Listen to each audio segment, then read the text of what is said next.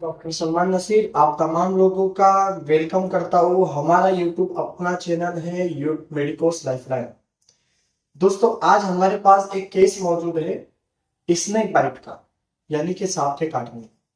तो इसका कैसे मैनेजमेंट हम हॉस्पिटल में करते हैं, इंटेंसिव केयर में किया जाता है, और इसके साथ साथ आप लोगों के सामने इन केस या खुदा न खास्ता अगर किसी को सांप काट लेता है तो आपको क्या करना चाहिए, इसमें क्या क्या लक्षण दिखाई देती है को, और सांप के काटने से क्या क्या हो सकता है, पूरी जानकारी आपको इस वीडियो में मिलने वाली है। इसलिए अभी से इस वीडियो को आप लाइक कीजिए, चैनल को भी हमारे सब्सक्राइब कीजिए। दोस्तों स्नेक बाइट, ये एक बात याद रखिए कि हमारे यहाँ पर जितने भी सांप की किस्में हैं या टाइप्स हैं, वो तमाम टाइप्स में सभी सांप जो है जहरीले नहीं होते।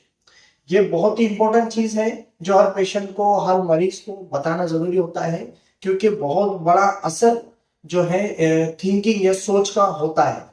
क्योंकि सांप के अगर टाइप्स या बाइट के अगर हम टाइप्स की बात करेंगे तो दो टाइप्स होती है, एक होता है विनम, एक होता है नो विनम, यानी कि जहरीले और गैर जहरीले।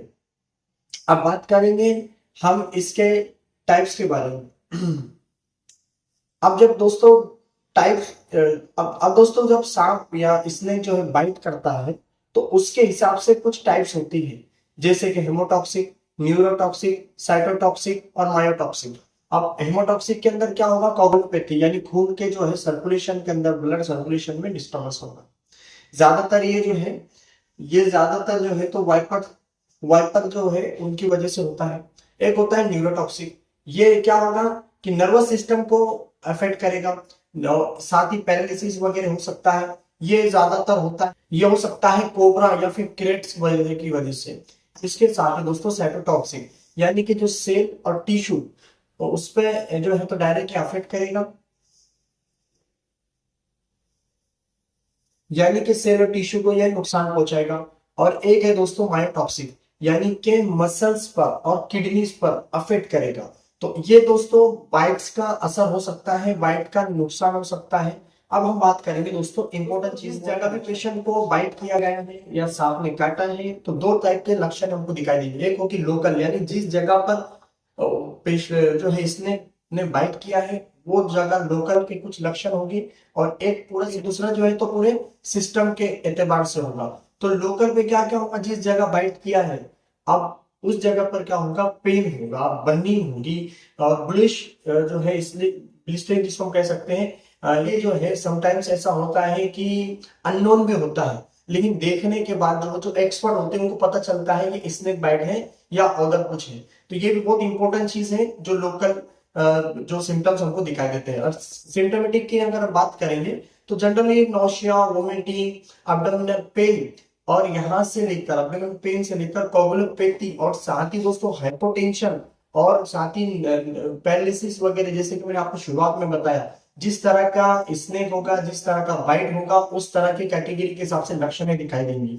तो इसीलिए सांप के काटे पेशेंट को इन्वेस्टिगेशन करना और उसको ऑब्जर्वेशन में रखना बहुत जरूरी होता है, क्योंकि कभी कभार जो है तो क्रिटिकल टू कंडीशन क्रिएट हो सकती है। इसलिए कभी भी जो है तो झाड़ फूक और अपने जो है गांव इलाज में हमको नहीं पड़ना चाहिए, बल्कि हॉस्पिटलाइज पेशेंट को करना चाहिए, आईसीयू में पेशेंट को रखना चाहिए, एक एक्सपर्ट डॉक्टर की निगरानी में पेशेंट को रखना चाहिए, क्योंकि इसके लिए अगले 24 आवर्स 72 आवर्स यानी अगले 2 से 3 दिन बहुत इंपॉर्टेंट होते हैं, क्योंकि लक्षण एक सकते हैं।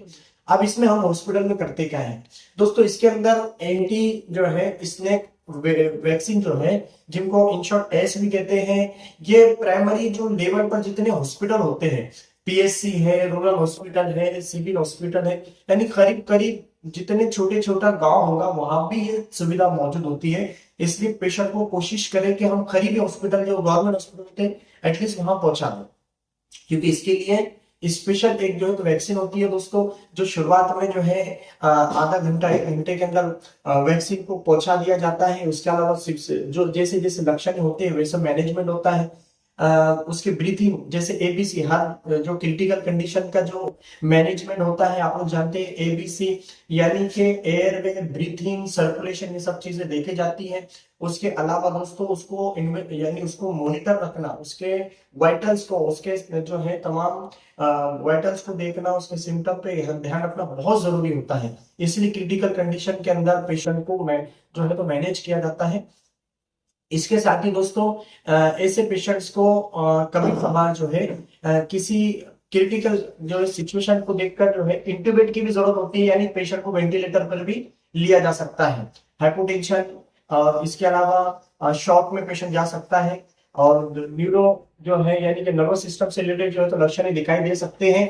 इसीलिए इस तरह के जो है तो जैसे सिम्टम्स होंगे उसके मुताबिक जो है तो मैनेजमेंट हॉस्पिटल में किया जाता है।